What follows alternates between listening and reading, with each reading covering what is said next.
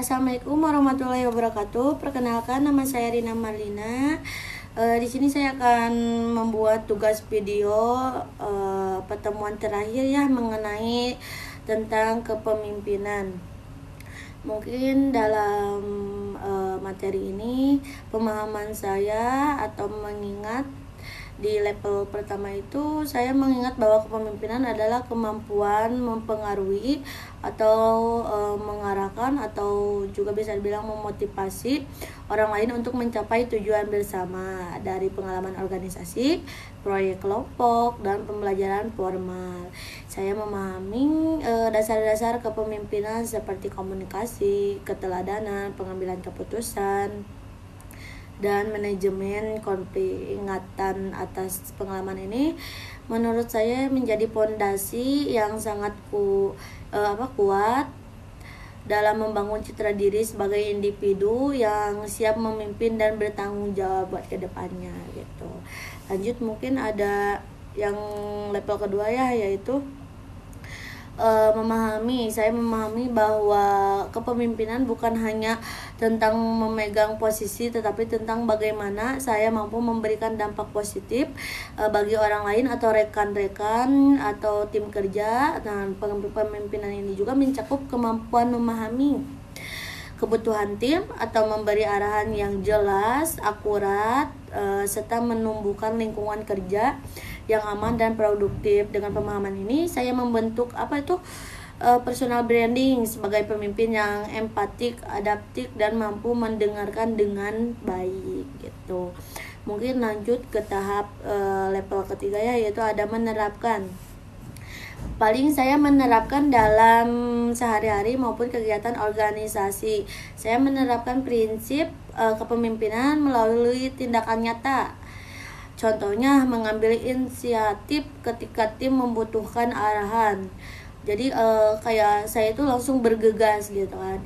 Terus ada membagi tugas secara adil dan sesuai kemampuan anggotanya. Jadi saya tidak akan memaksa anggota saya dalam batasan kemampuannya tersendiri gitu. Dan terus ada apa lagi ya, menjadi teladan dalam kedisiplinan dan etika kerja. Saya selalu disiplin gitu ya, insya Allah.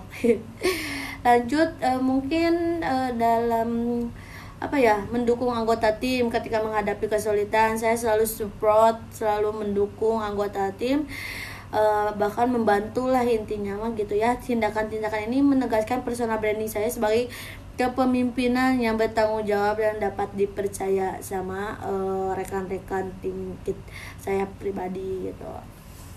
Mungkin lanjut ya ke level 4, yaitu ada menganalisis. Saya menganalisis gaya kepemimpinan saya dengan melihat bagaimana saya mempengaruhi kinerja tim. Saya mengenal kekuatan seperti kemampuan berkomunikasi atau berpikir strategis atau berpikir kritis dan menjaga keharmonisan kelompok. Namun saya juga mengenali kelemahan saya seperti kadang terlalu perfeksionis atau sehingga cenderung mengambil alih pekerjaan. Analisis ini membantu saya menyeimbangkan peran dan memberikan ruang bagi tim untuk berkembang gitu ya.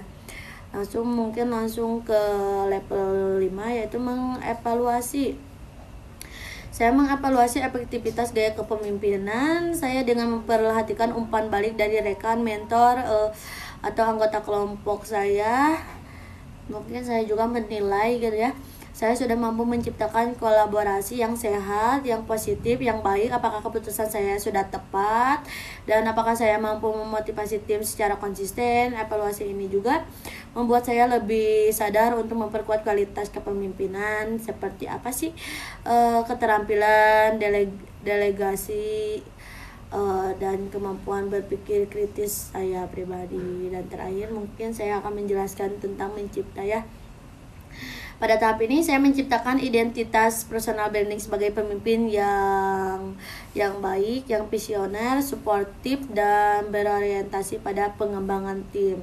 Jadi saya membangun narasi diri sebagai pemimpin yang mampu memotivasi, menggerakkan dan menjadi sumber inspirasi. Saya berkomitmen menciptakan gaya kepemimpinan yang menghubungkan menjadi pemimpin yang relatif dan berpengaruh dalam berbagai lingkungan. Sekian pemahaman mengenai kepemimpinan. Wassalamualaikum warahmatullahi wabarakatuh.